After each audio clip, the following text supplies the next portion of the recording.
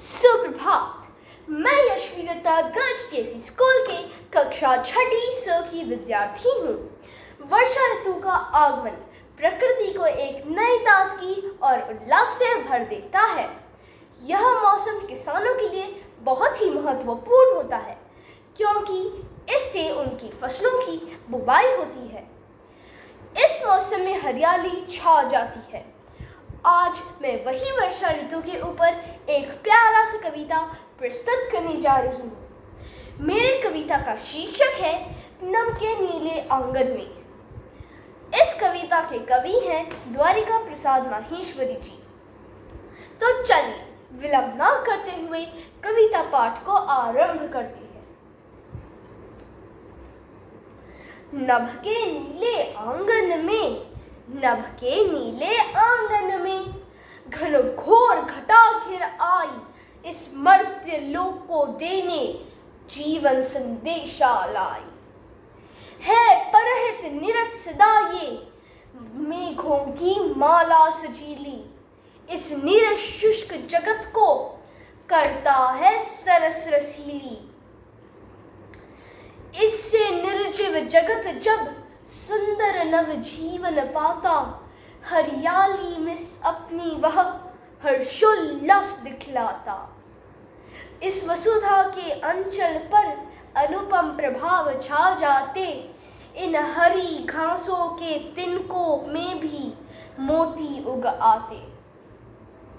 इनका मृदु रोर श्रवण कर कोकिल मधुकण बरसाती, तरु की डाली डाली पर कैसी शोभा सरसाती। कैकी निज नृत्य दिखाया, करता फिरता रंग रेली, पक्षी भी चहक चहक कर करते रहते अठखेली।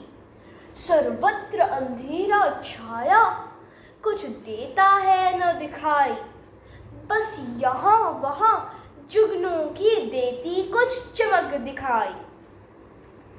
पर ये जुगनू भी कैसे लगते सुंदर चमकीले, जगमग करते रहते जग का ये मार्ग रंगीले। सरिता उरु उमड़ पड़ा है, फिर से नव जीवन पाकर, निज हर्ष प्रदर्शित करता उपकूलों से टकराकर। मृदु मंद समीकरण सरसर लेकर फुहार बहता है, धीरे धीरे जगती का अंचल शीतल करता है।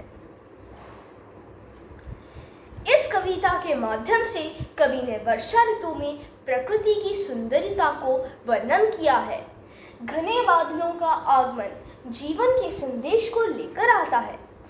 यह ऋतु में शुष्क और निरस धरती सरस और रसीली बन जाती है। जब ये बादल बरसते हैं तो निर्जन प्रकृति में नवजीवन और हरियाली छा जाती है और सभी प्राणी खुशी से भर उठते हैं।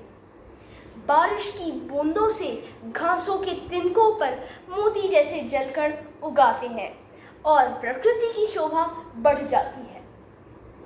कोकिल मधुर संगीत गाती है और पक्षी खुश होकर चहकते हैं।